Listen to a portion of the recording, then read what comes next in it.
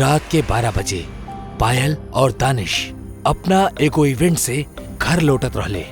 उ दोनों शॉर्टकट के खातिर एगो बस्ती चुनले रहले जौन उनकर 30 किलोमीटर के ड्राइव बचा सकत रहे। यार दानिश, हमने के हाईवे से ही निकले के चाहत रहे। ये गांव के कच्चा रास्ता ना जाने हमरा के बहुते हॉन्टेड वाइब्स दे रहल बा यार। वाह मैडम, मतलब रात भइल ना कि राउर भूत दिखब चालू हो गइल। देखा, ये कच्चा रोड 2-4 किलोमीटर में खत्म हो जाई, फिर बस एगो टर्न, फिर हमनी सीधा होटल पहुंच जाई। दानिश और पायल दोनों कार में बैठ के एक दूसरे से बात करत रहले और दानिश भी वो कार के गांव के कच्चा सड़क पर दौड़ावत रहे। दानिश, तोरा के का हमनी के गाड़ी के अलावा केहू भी दोसर गाड़ी दिखाई दे रहल बा?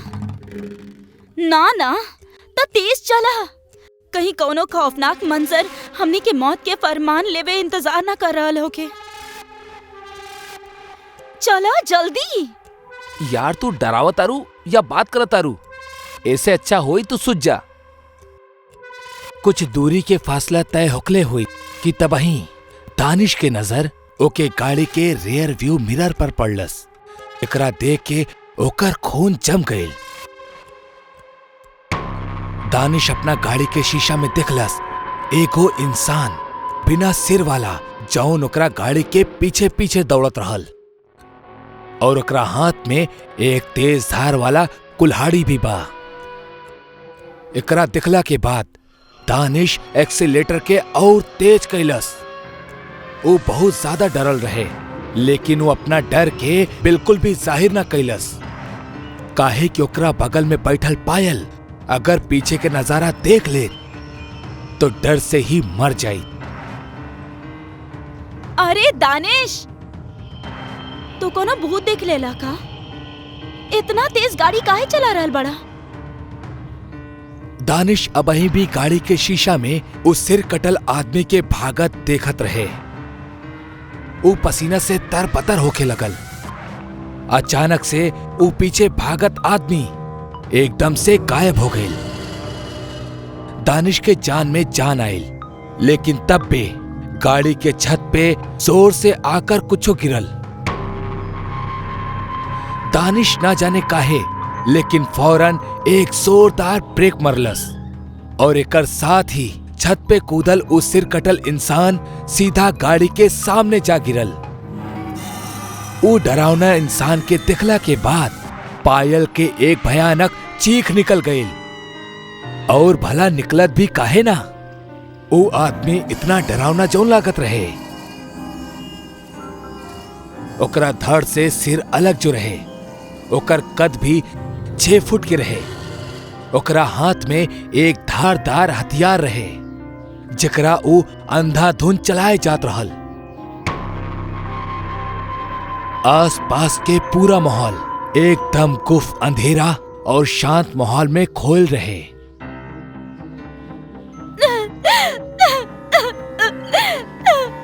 दानिश, हम काले रनी ना, ये रास्ता से ना चलल जाओ। ये रास्ता हमने के मार दी। पायल शांत हो जा और चुपचाप बैठल रहा। एकरा बाद उस सिर कटा इंसान धीरे धीरे गाड़ी के पास आवे लगल और अंधाधुन अपन कुल्हाड़ी चलावत जात रहे। ओकरा कुछो दिखाई ना देत रहल। यही वजह से वो कुल्हाड़ी के कब्बो गाड़ी के बोनट पर मारत तो कब्बो गाड़ी के हेडलाइट पे। लेकिन ओकर असल मकसद रहे वो दोनों के सिर, जौन गाड़ी में एकदम सांस रोककर बैठल रहले। हम समझ गए बानी ये राक्षस के खेल। ये सिर्फ हमनी के महसूस कर सकेला। एकरा कुछो भी दिखाई चाहे सुनाई ना देवेला, काहे कि ओकरा पास सिर नहीं खे। तू का चाहता रू कि हम ऐसे गाड़ी में बैठ के मौत के इंतजार करत रही कि कब वो एजा आई और हमार सिर हमार शरीर से अलग कर देई और हम दर्दनाक मौत की नींद सुझ जाई? दानिश पायल के बात से बिल्कुल भी सहमत ना रहल। वो पायल के भागे के कहलस, लेकिन पायल गाड़ी के सीट से चिपक के बैठल रहे। अब तक वो सिर कटा इंसान शांत रहलस, लेकिन जैसे ही हल्का सा चहल पहल भइल कि वो अंधाधुन भागे लगल। वो दानिश के पीछा करे लगल और दानिश चिल्लात चिल्लात खेत की तरफ भागे लगल। लेकिन तब में उस शैतान दानिश के गर्दन के अपन धारदार कुल्हाड़ी से काट देलस, जैसे दानिश के बदन खेत में ऐसने तड़पत और छटपटात रहे। और एकरा बाद जौन भयानक दृश्य पायल के सामने रहल, वो ई रहल कि ओकरा बाद वो एक और खौफनाक मंजर के देखलस। वो देखलस कि वो शैतान सूंघत सूंघत दानिश के कटल सिर के पास पहुंचलस और उस सिर के वो अपना गर्दन पे लगा लेलस। बाप रे, ये तो बहुत बेरहम हैवान बा। हमरा के जल्दी निकले के होगी। ऐसे पहले उस शैतान पायल की तरफ आ पावत, पायल गाड़ी के रिवर्स लेलस और उस श्रापित रास्ता और उस सिर कटा इंसान के दहशत से बच निकलल। पायल एगो खुश नसीब लड़की रहल, जौन उ रात मौत के मुंह के एकदम करीब से जान बचाकर निकल गई।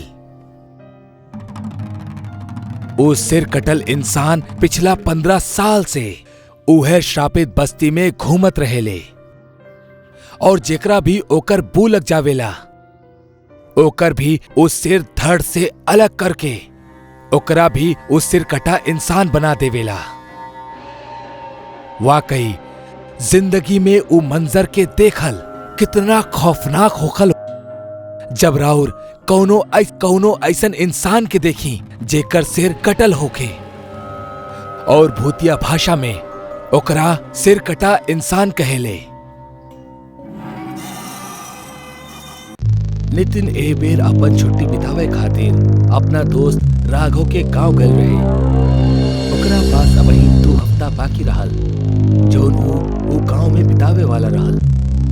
एक शाम ऐसने बरामदा में बैठ के नितिन राघव से पूछेला, यार ये तोहार गांव कुछ ज्यादा ही अजीब सा है। मतलब ना बिजली ना पानी, ये सब तो फिर भी समझ में आवेला, लेकिन यार ऐसन का है कि शाम ढलला के बाद ये गांव में कोनो परिंदा भी नजर ना आवेला। ऐसन का अजीब है तोहार गांव में?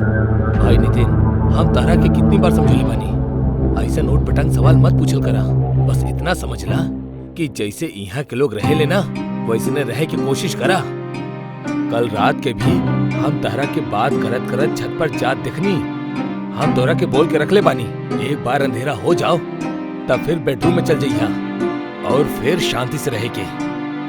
वाह भाई, अभी गांव वाला का कम रहले, अब तू भी ये फालतू बकवास में शामिल हो गईला। भाई ये 21वीं सदी है, तू अब तक ये भूत प्रेत में फसल बड़ा। देखा नितिन, हम तोहरा के पहले भी बोलले बानी और अब भी बोलब, अगर अपन सलामती चाहेला तब जब तक तो गांव में बड़ा सावधान और सतर्क रहिया। इतना कह के राघव अपना कमरा में चल जाला।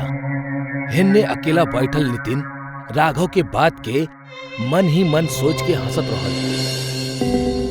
ई राघव बिना जब वो गांव आवेला एकर हाव भाव ही बदल जाला। वैसे ई सब बेवकूफ बाड़े, लेकिन हम इनकर तरह डरे वाला में से नहीं खे। अरे जौन चीज होखबे ना करीले ओकरा चक्कर में हम अपन आजादी काहे के छोड़ी। नितिन के राघव के बात पे जरा भी यकीन न रहल और ना ओकर मन में कोनो डर रहल। लेकिन जैसन की एगो कहावत प्रचलित था, कई बेरी डरल जरूरी भी होखेला, काहे कि कई दफा ये आपके मौत और भयानक तबाही से बचा भी सकेला। आज के रात नितिन के सामना भी कुछ ऐसन ही खौफनाक सच्चाई से होके वाला रहल, जैसे टकराइला के बाद इंसान वापस न लौटेला। रात के खाना खाइला के बाद सब अपन अपन कमरा में सुत्ते चल जाले। धीरे धीरे रात और काली होकर जात रहे। इहे बीच नितिन के ओकर गर्लफ्रेंड के कॉल आवेला। हेलो अंजलि, कैसन बाड़ू? लेकिन तब भी ओकर कमरा में सिग्नल वीक पड़ जाला, जैसे वो घर से बाहर आ जाला। ओकर फोन के सिग्नल अभी भी वीक ही रहल। यही से वो गांव के सुनसान इलाका में सिग्नल तलाशे खातिर आगे बढ़े लागल। जैसे जैसे वो आगे बढ़त रहल, सिग्नल स्ट्रांग होकर रहे और अब वो अच्छा तरह बात कर पावत रहे। बात करत करत एगो लंबा वक्त गुजर गई। रात के करीब 12:30 बजत रहले और नितिन भी बात करत करत बहुत दूर आ चुकल रहल, जेकरा ओके खुद भी अंदाजा ना रहल। लेकिन तब भी ओकरा अपना पीछे तेज पायल खनके के आवाज सुनाई पड़ेली। ओकरा बड़ा अजीब सा लागेला। गांव के कोनो औरत और वो ई वक्त। इतना सोचत सोचत वो जैसे ही पीछे पलटेला, ओकर होश उड़ जाला। एगो जलल चेहरा वाली औरत, जेकर पैर उल्टा रहल और आंख काली, वो ओकर करीब आवेली और एकर साथ ही नितिन एकदम जोर से चिल्लाए लागल और वही फिसल कर गिर गई। एकर साथ ही ओकर फोन के बैटरी भी जवाब दे देवेली और फोन स्विच ऑफ हो जाला।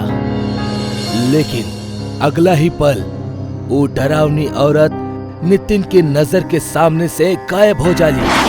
अब ई ओकर भ्रम रहल, वहम रहल या फिर जे भी रहल, ऐसे ओकरा एगो तेज धक्का जरूर पहुंचल रहल। अरे यार, ना जाने हम घर से कितना आगे आ गई नी। यार कहीं वो राघव की बात सच तो नहीं खे। अरे नाना, ऐसन भी भला कबो होखेला का? छोड़ा यार, अब जल्दी से घर जाता नहीं। अगर घर वाला जाग गेले और हमरा के ना पौले तब बहुत गुस्सा करी है। इतना सोचत सोचत नितिन तेज कदम के साथे घर के तरफ बढ़े लागल। लेकिन कुछ ही पल में ओकर बढ़त कदम थम जाले। ई देख के कि सामने एगो पेड़ के लगे एगो उल्टा पैर वाली औरत सीधा खड़ल बाड़ी। भले वहां पूरा अंधेरा रहल, लेकिन चांद के रोशनी में नितिन के वो उल्टा पैर साफ साफ नजर आवत रहले, जौन वो औरत की रहल। वो औरत पेड़ से सटल नितिन के ठीक उल्टा दिशा में खड़ल रहली, जौना वजह से वो ओकर चेहरा ना देख पावत रहल। ई बार फिर ओकरा के शक होके लागल कि कहीं ई फिर से ओकर वहम तो नहीं खे। लेकिन ई बार जौन देखत रहल वो ओकर वहम ना, एगो खौफनाक सच्चाई रहल। एकरा बाद वो वापस पीछे मुड़ जाला और अपन रास्ता बदल देवेला और दूसरा रास्ता से घर के तरफ जाए लागल। ई रास्ता एगो कच्चा सड़क जैसन रहल, जौन की एकदम सुनसान और अंधेरा में खोवल नजर आवत रहल। नितिन घबरात घबरात लगातार वो रास्ता से आगे बढ़त रहल। लेकिन एगो और बात रहल कि ओकरा खुद ना मालूम रहे कि ई रास्ता आखिर जाला कहाँ। अब काहे कि वो गांव से ना रहल ता ओकरा बहुत कम जानकारी रहे यहाँ के लोग और यहाँ के सड़क के बारे में। वो बस ऐसने चलत जात रहल, काहे कि मेन रोड पे वो चुड़ैल घात लगौले खड़ल रहली। नितिन कच्चा रास्ता पे भी काफी आगे आ चुकल रहल और तब बे अचानक वो रास्ता खत्म हो जाला। ये देख के ओकर होश उड़ जाला और तब बे अचानक से सामने उहे औरत प्रकट हो जाला, जौन ओकरा अब वहीं चौराहा पर दिखल रहली। नितिन डर के मारे कपकपाए लगेला। ओकर इतना हिम्मत भी ना होकत रहे कि वो ठीक से खड़ा भी हो सकेले। तब बे वो उल्टा पैर वाली चुड़ैल एक भयानक आवाज में बोलेगी, का तहराई गांव में देर रात भटके के अंजाम नहीं खे मालूम। अंजाम केवल मौत बा, मौत। अब एकरा खातिर तैयार हो जा।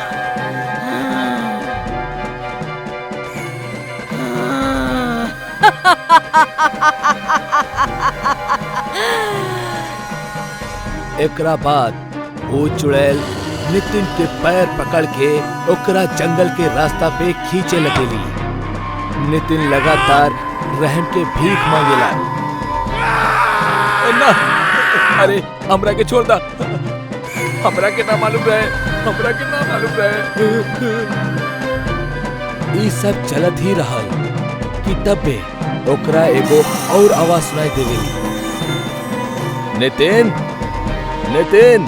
ई आवाज राघव के रहल। ई आवाज के सुनत ही नितिन खुशी से चिल्लाए लगेला, राघव, हमार भाई, हम एजा बानी, जल्दी से आजा।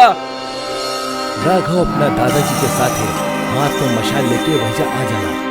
मशाल के देखत ही वो उल्टा पैर वाली चुड़ैल वहां से गायब हो जाली और नितिन मौत के मुंह में जाए से बाल बाल बच जाला। जेकर डर रहल वही भइल ना, हमके तो से इहे उम्मीद रहल। वो तो शुक्र रहा तोहार गर्लफ्रेंड के, जौन कॉल कट होखला से पहले तोहार चीख सुन लेलस और तुरंत हमरा के कॉल कैलस और हमनी के यहाँ पहुंच गई। वरना आज तक तोहार जिंदगी के चैप्टर क्लोज रहल। अरे हाँ यार, अब हमरा के याद आ गई, जब हम पहली बेरी उस चुड़ैल के देख के चिखले रहनी तब हमार फोन चालू ही रहल। तोहार बहुत बहुत शुक्रिया दोस्त। तोहार जैसे बच्चा ना जाने की उम्र में काहे इतना नादानिया करेले। जब तोके बोलल गइल हा कि एगो उल्टा पैर वाली चुड़ैल ई गांव में हर रात घूमेली और जवान पैर के तलाश में होकेली, तब तोके ओकर खौफ होके के चाही। खैर, ऐसा बेवकूफी फिर कबो दोबारा मत करिहा। एकरा बाद सब अपन अपन घर लौट चले। गांव घर में यही मानल जाला कि चुड़ैल के पैर हमेशा उल्टा होखेले, जैसे कि आप एगो बड़ा सा भीड़ में भी ये पहचान सकेले कि कहीं इंसान के भेष में आपके सामना कोनो चुड़ैल से तना भइल। दीपक अपना जिंदगी में बहुत खुश रहल। वो अपना गांव के पुश्तैनी मकान में अकेला ही रहत रहल और खेती बाड़ी संभालत रहल।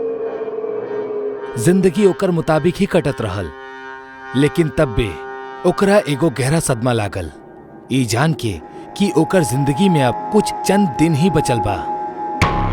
ओके एगो बीमारी है जौन की 3rd स्टेज पे बा और अब मुश्किल से ओकर जिंदगी की 1 ही महीना बचल बा। एक शाम दीपक अपना खेत से घर लौटत रहल, तब ओकरा कोनो लड़की के रोवे के आवाज सुनाई देलस। वो लड़की घूंघट में रहल, जौन वजह से ओकर चेहरा ना दिखाई पड़त रहे। अरे के बाड़ू तू और इतना रात में इस सुनसान जमीन पर का कर रहल बाड़ू? वो अनजान लड़की रोवत हुए, हमार नाम मंजू बा। अरे मालिक, अब का बताई, रास्ता भटक गइल बानी अपन गांव के। कुछ समझ नहीं के आ रहल कि का करी। केहू पहचान वाला चाहे दरिया दिल इंसान भी नसीब ना हो रहा। तो का आज तो पूरा रात ये बंजर जमीन पर ऐसने रोवत रहबू? तब और का करी मालिक, ई अभागिन के किस्मत में ही लिखल बा। दीपक मन ही मन में सोचत रहल, बात तो ये एगो अबला नारी, हमके एकर मदद करे के चाहिए।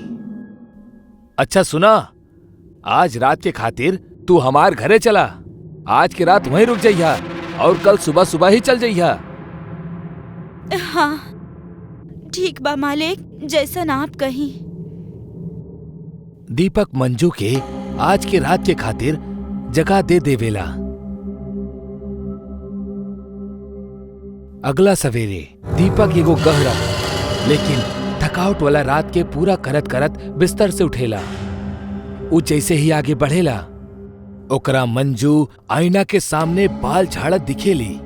ओकरा देख के कुछ समय के खातिर त दीपक मदहोश सा हो जाला। दीपक मन ही मन बड़बड़ात रहल, ई तो कोनो अप्सरा से कम नहीं खे। पिछला रात घूंघट के कारण ऊ लड़की के चेहरा ना देख पौलस, लेकिन अब जब ऊ ओकर खूबसूरत चेहरा देखलस तो ओकरा ऊपर फिदा हो गई। मालिक, अब हमार निकले के वक्त हो गइल बा। अरे इतना जल्दी? चला बढ़िया सा चाय हो जाओ। दीपक चाय बना कर लावेला।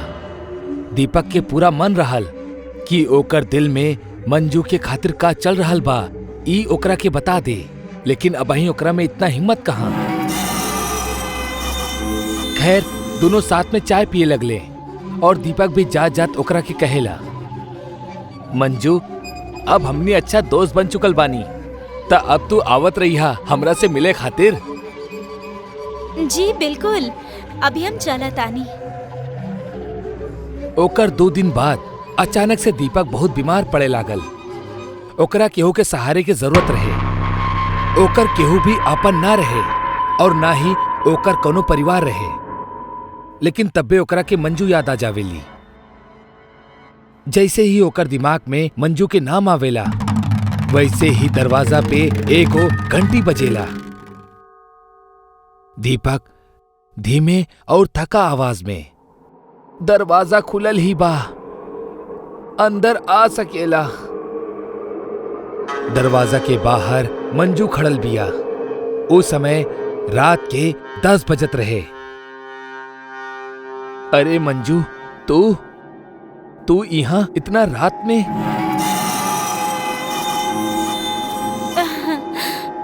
आप हमरा के याद कैनी और हम हाजिर। चली ये सब छोड़ी, हम आपके ऐसे ही ठीक कर देब। ना मंजू, अब तक डॉक्टर भी जान बचावे से इनकार कर देले बा। अब बस कुछ हफ्ता में हम मर जाइब। अरे ना, शुभ शुभ बोली। हम कहनी ना, सिर्फ हमरा के 2 दिन के समय दी, हम आपके पूरा तरह से स्वस्थ कर देब। ओ रात मंजू दीपक के गरम पट्टी से सिकलस और दीपक के भी ना जाने कब आंख लग गई। ओके पता ही ना चलल। अगला सुबह भइल तब मंजू पहले से ही उठ के जागल रहे और दीपक के खातिर चाय बनाकर ले आयल। ओ पूरा दिन मंजू दीपक के जी जान से देखभाल करत रहल और कुछ हर्बल दवाइयां भी देलस। आज के रात दोनों एक ही पलंग पे आराम करत रहले। दीपक खुद पे काबू न कर पौलस और जाके मंजू से लिपट गई। मंजू के भी जैसे दीपक के बाहों में एक बहुत ही हसीन सा सुकून मिलत रहल। दोनों ओ रात खूब इंटीमेट भइले, बिल्कुल पति पत्नी की तरह। खैर वो बात अलग है कि वो दोनों शादीशुदा ना रहले। मंजू भी दीपक के प्यार में पागल रहली। वो भी खुद के रोक ना सकल। अगला सुबह जब दीपक की नींद खुलल तो ओकरा के बहुत अच्छा महसूस होखत रहल। ओकरा कोनो भी तरह के बुखार, थकावट या बीमारी के संकेत बिल्कुल नजर ना आवत रहे। वो मंजू की आवाज लगावे लागल, लेकिन मंजू ओकरा के पूरा घर में कहीं भी नजर ना आइलस। वो सोचलस उ शर्मा के चल गई होखी, दोबारा जरूर आई। लेकिन वो अपना वादा पूरा कैलस जौन वो कहले रही कि वो दीपक के बस 2 दिन में मौत के मुंह से बचा ली। वो अपना डॉक्टर से भी मिललस और ई बेर ओकर हेल्थ रिपोर्ट भी बहुत अच्छा रहे। वो बिल्कुल सेफ रहल। दीपक का वो लड़की के पता ढूंढे लगल, लेकिन वो लड़की यानी मंजू ओकरा के कहीं भी ना मिलल। आज भी ई एगो गहरा रहस्य है कि आखिर वो लड़की दीपक के रहल जे ओकरा के जिंदगी देहलस, लेकिन फिर गायब हो गई। कहीं वो एगो प्यार करे वाला चुड़ैल तो न रहली।